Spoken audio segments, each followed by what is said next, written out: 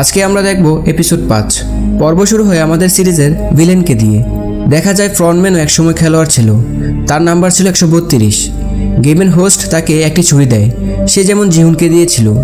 বলে কালকে তোমাকে সবাই মেরে ফেলবে, তার আগে তুমি তাদের মেরে ফেলো। সে সবাইকে মেরেও ফেলে, তাই সে ভাবে জিহুনও তা করবে। কিন্তু আমাদের জিহুন ভাই তো ভালো, সে তা করে না। অপরদিকে সৈন্য 11 আসে ম্যানেজার রুমে। সে ম্যানেজারকে গুলি তাক করে বলে 246-এর ডাটা ডিলিট করো। ম্যানেজার তাই করে আর বলে আরেকটি হার্ড কপি আছে মেন রুমে। তারপর তারা উপরে যায় আর ওই সমুদ্রে 246-এর পিছনে সৈন্যরা তাকে গুলি করে আহত করে। তারপর যখন মারতেই যাবে, পিছন দিয়ে আমাদের ওই দুর্ভাগা পুলিশ অবশেষে কাজে লাগে, সে সৈন্যদের মেরে ফেলে। মেন রুমে যেতে না যেতে ম্যানেজার সৈন্য 11কে হামলা করে। তারপর কিছুক্ষণ হাতাহাতির পর তাকে ছুরি দিয়ে আঘাত করে।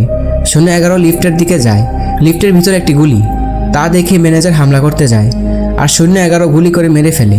তারপর সে 246-এর হার্ড কপি খোঁজে।